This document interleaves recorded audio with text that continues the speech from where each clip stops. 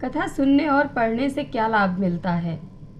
भागवत की कथा अर्थात भगवान की कथा तो है ही, पर भगवान की कथा बिना भक्तों की कथा के अधूरी है।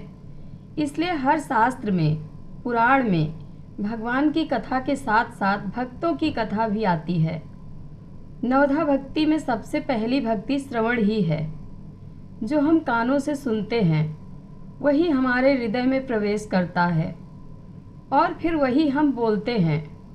यदि हम कथा सुनते हैं तो मुख से कथा ही निकलेगी। जिन हरि कथा सुनी नहीं काना, श्रवण रंध्र अहि भवन समाना। संत जन कथा सुनने के 4 लाभ बताते हैं। नंबर 1, तृष्णा रहित वृत्ति। नंबर 2, अंतःकरण की शुद्धि। नंबर 3, अनन्य भक्ति। नंबर 4, भक्तों से प्रीति। नंबर 1, तृष्णा रहित वृत्ति। यदि कथा ईमानदारी से कही और सुनी जाए तो दोनों कहने और सुनने वाले को पाने की अभिलाषा नहीं रह जाती। इसलिए सुनने वह ये निश्चय करके कथा में बैठे कि कथा मनोरंजन नहीं है, मनोमंथन है। कथा एक आईना है जिसमें हम स्वयं को देखने आए हैं। सामान्य आईना सिर्फ बाहरी रूप रंग दिखाता है और कथा आंतरिक भावों को दिखाती है कि हम वास्तव में क्या हैं। और सुनने वाले अर्थात वक्ता कथा को व्यापार या रोजी रोटी का साधन न समझे। सुनने वाला तो एक ही काम कर रहा है, केवल सुन ही रहा है, पर वक्ता 2 काम एक साथ कर रहा है। एक तो सुना रहा है, साथ साथ सुन भी रहा है। जब ऐसी ईमानदारी रखेंगे तो फिर तृष्णा रहित वृत्ति हो जाती है। नंबर 2, अंतःकरण की शुद्धि। सत्संग कथा झाड़ू है, जैसे खुला मैदान है। 2-3 बार झाड़ू लगा दो, सब साफ हो जाता है। इसलिए अपने अंतःकरण में सत्संग की झाड़ू लगाते रहो। जैसे यदि हम कुछ दिनों के लिए कहीं बाहर जाते हैं और लौट कर आने पर हम देखते हैं कि जब हम गए थे तब सब खिड़की दरवाजे बंद करके गए थे, फिर भी धूल कैसे आ गई।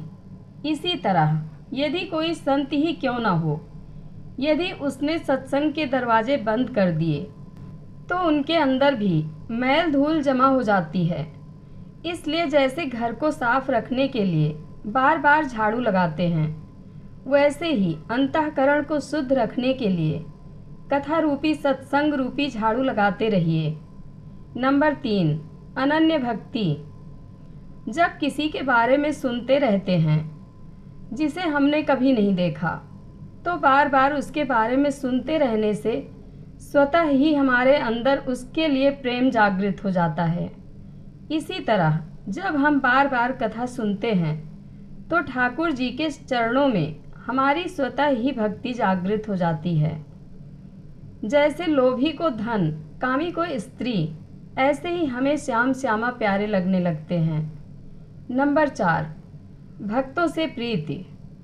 भक्त तो भगवान से सदा ही प्रार्थना करता है कि हे नाथ, ऐसे विषयी पुरुष जो लोग स्त्री, धन, पुत्र आदि में लगे हुए हैं का संग भी स्वप्न में भी ना हो हमारा।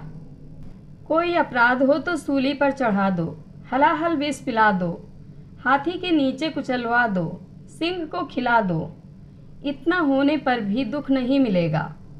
पर जो संत से विमुख हैं, हरि से विमुख हैं, गुरु से विमुख हैं, जो भगवान और भक्तों से प्रेम ना करता हो, उनसे हमारा कोई संबंध ना हो। सदा जपे महामंत्र हरे कृष्ण कृष्ण कृष्ण हरे हरे, हरे राम राम राम हरे हरे। जय श्री कृष्ण। धन्यवाद।